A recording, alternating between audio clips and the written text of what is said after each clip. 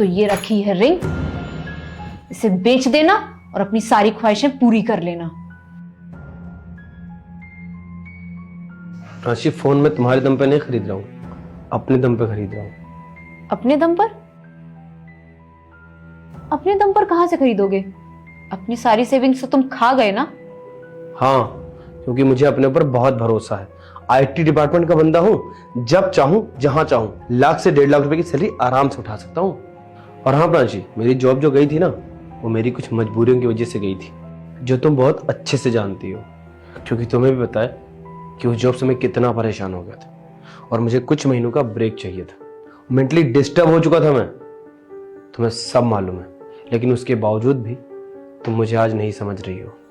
और हाँ प्रांशी, मैंने देखा था उस दिन जब मैं अपनी शर्ट खरीद रहा था, मैं अपनी जीन्स ले रहा था, तो तुम्हारा मुंह कैसे बन रहा था।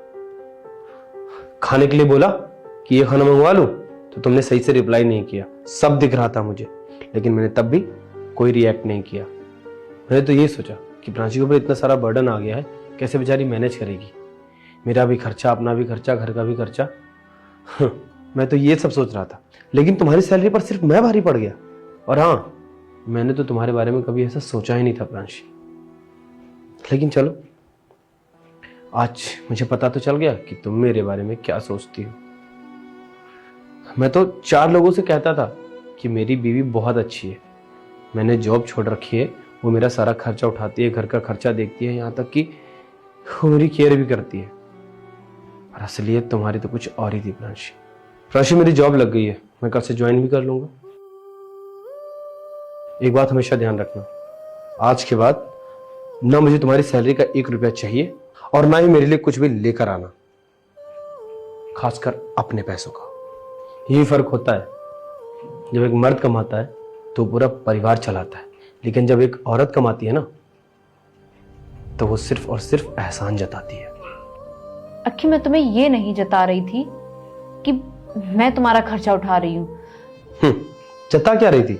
तुमने तो सब बोल दिया, अब कुछ बाकी है क्या? और ये जो तैश दिखा रही हो प्रांशी, तुम्हें मालूम है हमारी शादी को 4 साल हो गए, सिर्फ मैंने 3 महीने जॉब छोड़ी है और तुम 1 साल से जॉब कर रही हो।